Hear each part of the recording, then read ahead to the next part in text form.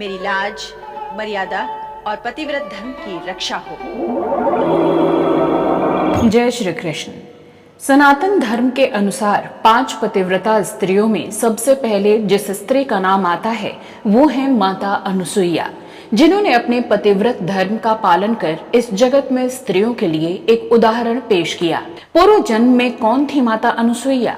इन्होंने अपने पतिव्रत धर्म का पालन कर इस सृष्टि को क्या दिया?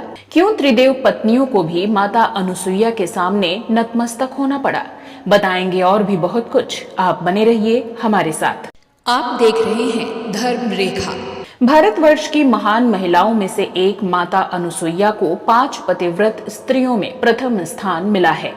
द्रौपदी, सुलक्षणा, सावित्री और मंदोदरी को भी पतिव्रत स्त्री माना गया है। अत्रि ऋषि की पत्नी और ब्रह्मवादिनी सती अनुसुईया को तो सब लोग जानते ही हैं। सती अनुसुईया का नाम स्वर्ण अक्षरों में अंकित है। रामायण, महाभारत और अन्य पुराणों में भी इनका उल्लेख मिलता है। पुराणों में माता अनुसुईया की कथा कुछ इस प्रकार है।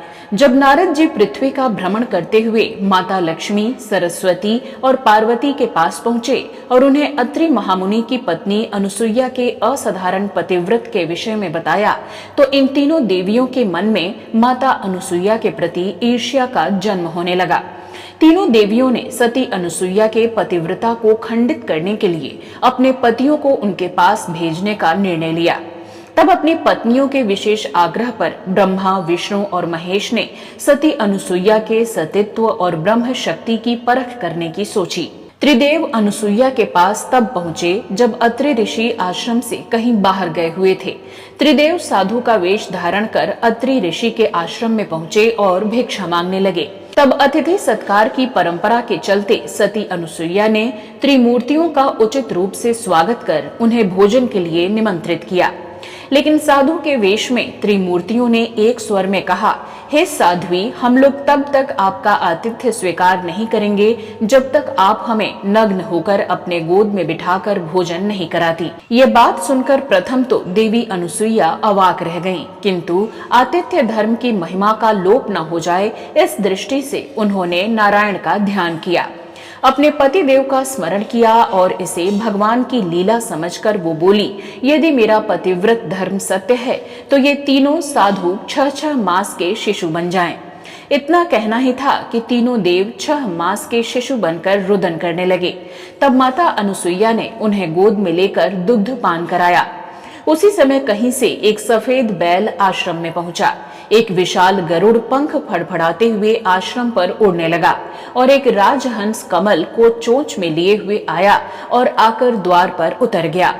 ऐसे ही कुछ समय व्यतीत हो गया। इधर देवलोक में जब तीनों देव वापस नहीं लौटे तो तीनों देवियां अत्यंत व्याकुल हुईं।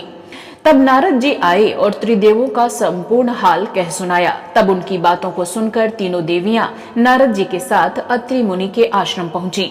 तब नारद जी ने विनय पूर्वक माता अनुसुईया से कहा कि माते, ये तीनों देवियां यहाँ आई हैं। ये अपने पतियों को ढूंढ रही हैं। दया करके इनके पतियों को इन्हें सौंप दीजिए। तब माता अनुसुईया ने तीनों देवियों को प्रणाम करके कहा, हे माताओं, झूलों में सोने वाले शिशु अगर आपके पति हैं तो इनको आप ले जा सकती हैं। लेकिन जब तीनों देवियों ने तीनों शिशुओं को देखा तो एक समान लगने वाले तीनों शिशु गहरी निद्रा में सो रहे थे। इस पर लक्ष्मी, सरस्वती और पार्वती तीनों ही भ्रमित होने लगीं। तब नारद जी ने उनकी स्थिति को जानकर उनसे पूछा, क्या आप अपने पति को नहीं पहचान सकती? तब तीनों देवियां शर्मिंदा होकर दूर जाकर खड़ी हो गईं। उसी समय अत्रि मुनि अपने आश्रम में लौट आए और अपने घर में त्रिमूर्तियों को पाकर हाथ जोड़ने लगे। तभी ब्रह्मा, विष्णु और महेश अपने वास्तविक रूप में आ गए और माता अनुसुईया से कहा कि हे माता, आपका मातृत्व भाव पाकर हम धन्य हुए। अब हम तीनों अपने अंश के स्वरूप आपके पुत्र के रूप में अवतार लेंगे। और इस तरह भगवान दत्तात्रेय का जन्म हुआ। आपको ये जानकारी कैसी लगी? कमेंट बॉक्स में लिखकर अवश्य बताइएगा। नमस्कार।